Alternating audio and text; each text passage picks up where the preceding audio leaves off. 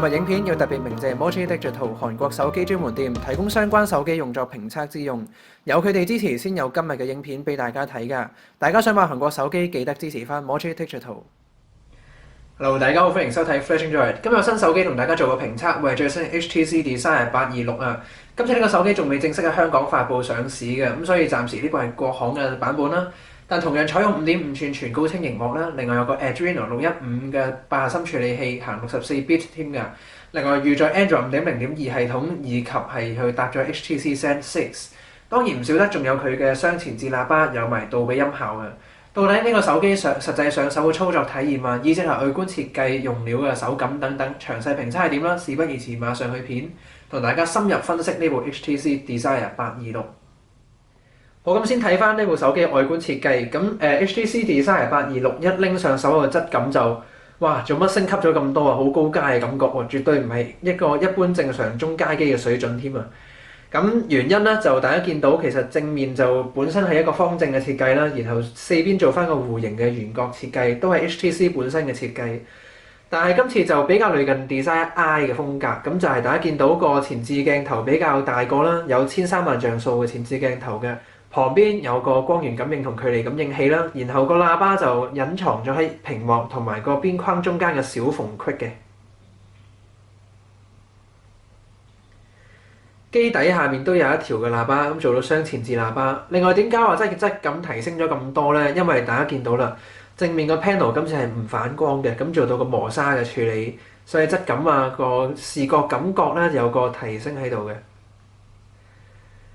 至於講到機背方面啊 ，Desire 826咧有翻個13萬像素主鏡頭啦，下面有個 LED 閃燈，有個降噪收音咪嘅。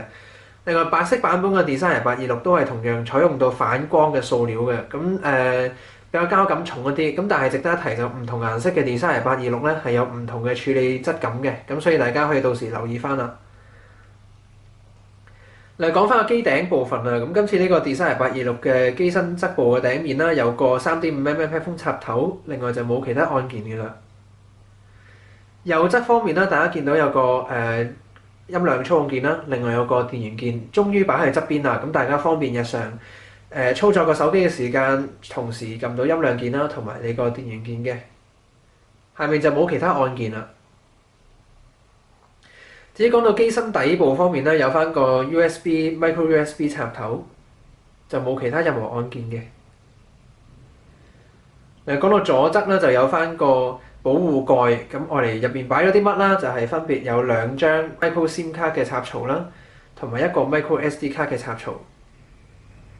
咁其他地方都冇任何按鍵嘅啦。咁最後喺上手質感方面做翻個評論啦。咁因為今次呢個 Desire 826咧，佢仍然係用到塑膠嘅質料嘅，尤其係個杯蓋仍然係一個滑身嘅鋼琴漆嘅處理啦，所以上手嘅質感膠感仍然係比較重嘅。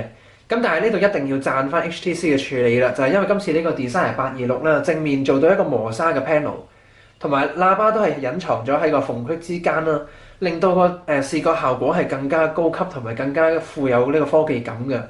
令到整體呢個 HTC 826咧，若果大家係戴上手機套啊，或者係望住佢正面 panel 嘅時間啦，個視覺效果係非常之高階嘅，絕對超越所有一般中階機應有嘅水準添嘅。咁至於講到話上手個感覺方面，因為部手機本身都比較重啦，同埋比較大部嘅，咁所以就不利你個單手操作。咁但係就有個 phablet 嘅感覺啦，咁配合翻呢個正面本身都比較高雅嘅設計啦，自己覺得無傷大雅嘅。咁大家日常去使用翻啊，睇片上網嘅時間絕對係賞心悅目啊，可以咁講啦。規格方面 ，HTC Desire 826搭載 Snapdragon 615處理器，支援64bit 位元以及8核心架構。另外8個核心能夠同時運作㗎，最高時脈達到 1.7 GHz。RAM 方面，手機搭載2GB RAM，有16GB ROM， 當然支援插卡，最高支援128GB 嘅 micro SD 卡。另外手機搭載後置13萬像素鏡頭，支援 LED 閃燈。前置方面係有另一亮點嘅，國行版本嘅 Desire 826搭載13萬像素前置鏡頭，而香港行貨就將會採用400萬像素嘅 Ultra Pixel Camera。屏幕方面，手機搭載5.5吋 SLCD3 嘅全高清熒幕嘅。另一主角就係大家見到前置雙喇叭有埋杜比音效嘅。最後電池方面，手機搭載2600微安培電池，但就唔支援大家去換電。咁睇完系列規格，睇翻實際操作體驗，咁呢個 Desire 826搭載8核心處理器，同埋佢本身運行緊呢個 Android 5.0.2系統，配搭上 Sense6嘅界面啦，都非常之咁流暢嘅。大家都見到我撳任何嘅系統操作啊，包括話個 App Drawer 嘅 scrolling 啦，以至到係個主界面進入 Blink Fit 嘅流暢度都係非常之流暢嘅。甚至乎我可以試一次 Add 呢個 Widgets 嘅小工具俾大家睇下。都係冇任何嘅 frame drops 啊、遲緩啊等等嘅問題，所以就都非常值得一讚。就係呢個 HTC Desire 826，雖然定位係一個中階手機，但係你個實際上手操作體驗絕對係非常之流暢。好似講到話界面方面咧，大家見到其實喺翻個 notification 方面向下一拉啦，咁跟翻 Android 公版啊，佢會先係睇咗 notification 啦，再拉多下先至有 quick settings 嘅。咁 Quick Setting 方面，大家都可以再去選擇，或者係我要加邊個 Quick Settings 嘅按鍵係上去啦，移動個位置啊等等都可以嘅。另外當然係可以進入翻你個 Settings。咁另外值得一提就係大家如果話真係都係玩家嚟嘅，咁識得用呢個 Developer Options 啦，其實入面內藏玄機嘅，佢有個 High Performance Mode 可以拉高你個 CPU 效能嘅。所以如果你係一般正常嘅用家，上下網睇片等等咧，其實呢部手機係做到非常之流暢嘅，亦都可以讚 HTC 喺個硬件同你個 software 界面方面做一個整合同埋個優化係非常之好嘅，令到一部中階手機都有呢個高階嘅體驗嘅，咁非常之流暢嘅，咁呢個一定要讚嘅。好啦，咁再同大家睇翻跑分嘅測試，咁先做 Quadrant Standard 同另一個 Antutu Benchmark。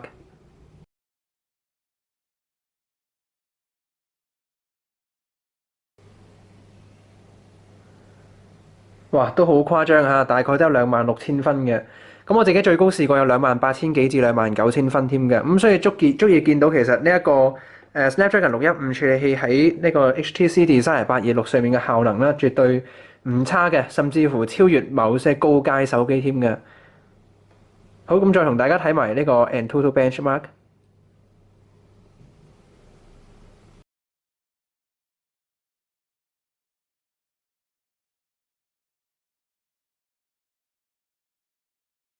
好，由於時間關係，跑分已經完成啦。大家見到分數大概38,000幾分嘅，絕對唔差，有 Snapdragon 800系列嘅級別啦。咁配搭喺呢個 1080P 嘅熒幕上面，同呢個 HTC 嘅軟件優化啦，令到即係手機效能啦，唔單止係分數上面好嘅，而係實際頭先講到實際流暢度都係非常之咁高嘅。好，講翻個熒幕啦，今次呢個 HTC Desire 826搭載5.5寸嘅 SLCD 全高清熒幕嘅。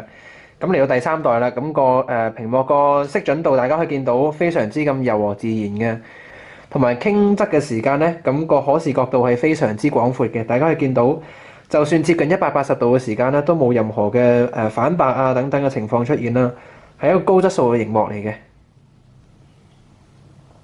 咁只不過係呢度就要留意翻，因為始終係用到一個背光式嘅一個屏幕啦，咁所以就見到傾側嘅時間有輕微嘅漏光嘅，咁情況就唔嚴重啦，都係一個絕對係優質嘅熒幕嚟嘅。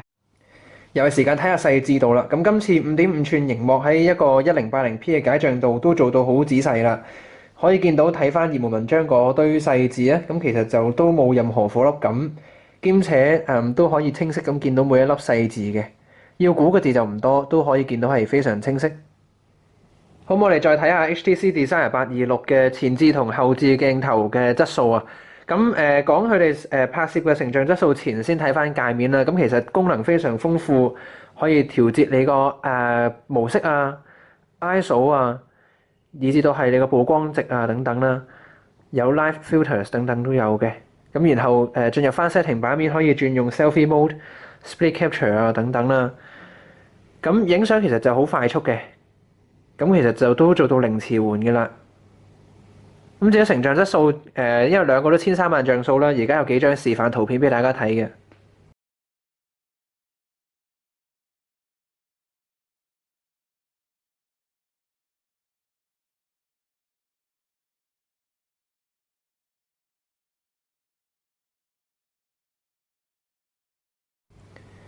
咁睇完相其實都可以睇到其實 Desire 826個後置鏡頭個質素足夠使用㗎啦，但係就未至於驚豔嘅程度啦。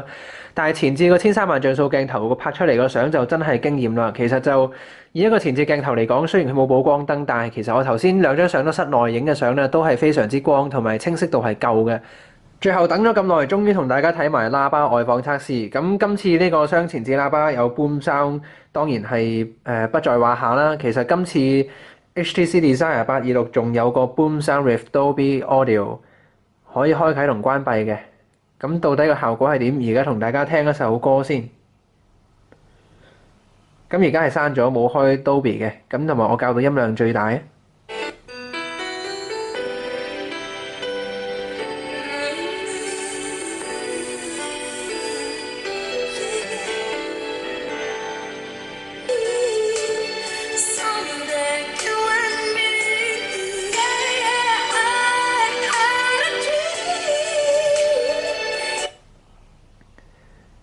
好，咁就再開埋杜比音效俾大家聽一下。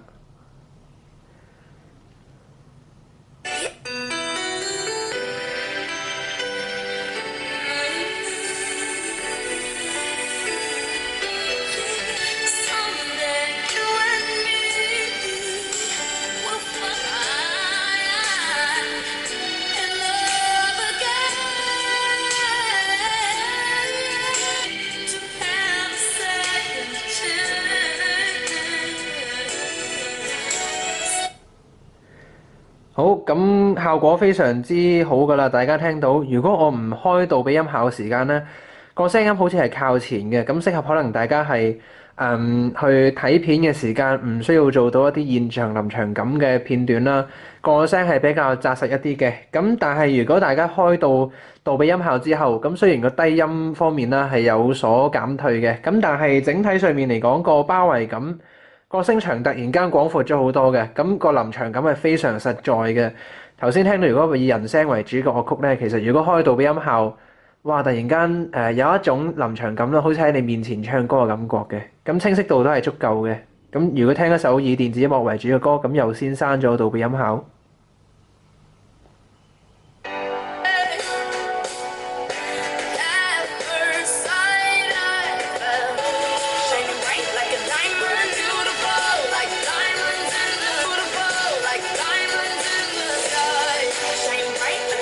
再開埋個杜比俾大家聽下啦。